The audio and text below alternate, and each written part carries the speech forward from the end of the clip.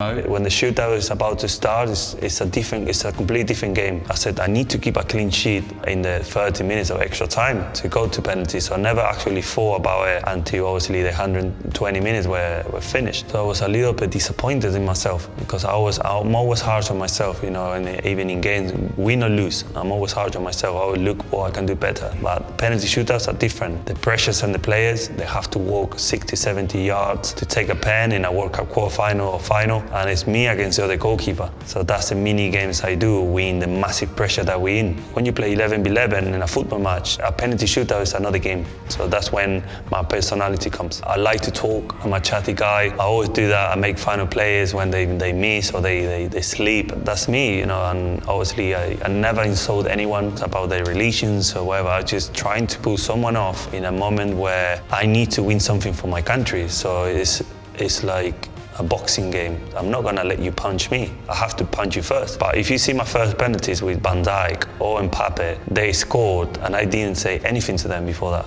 So it's a player where not so confident to take it, or I say the first pen, that's when the chaos starts. And I need to put pressure on them because if they miss, we got 80% chances of winning it. That's when the mental side of the game it comes. The Golden Glove, eh? It was like a school trip, you know, when you go with your friends at school. We were 26 friends and we had a coach leading us as well as a friend. Really enjoyable time having my family there. It was 9-10 players as they debuted, including myself. It takes 1 or 2 games to really realize, visualize what you're going through. It's not as easy as it looks, otherwise everyone would win the World Cup. But then as the games went on, we started enjoying a bit more in training, people laughing, and we started to recreate what we done in the Copa America.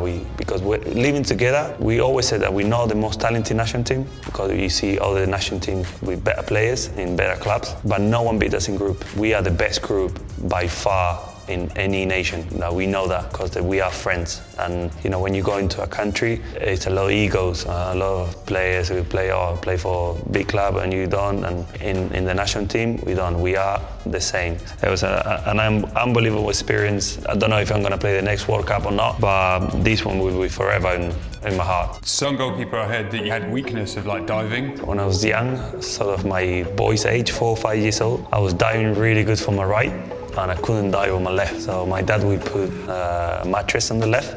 I said, come on, dive 20 times to the left. And then I learned. So I was because of my dad.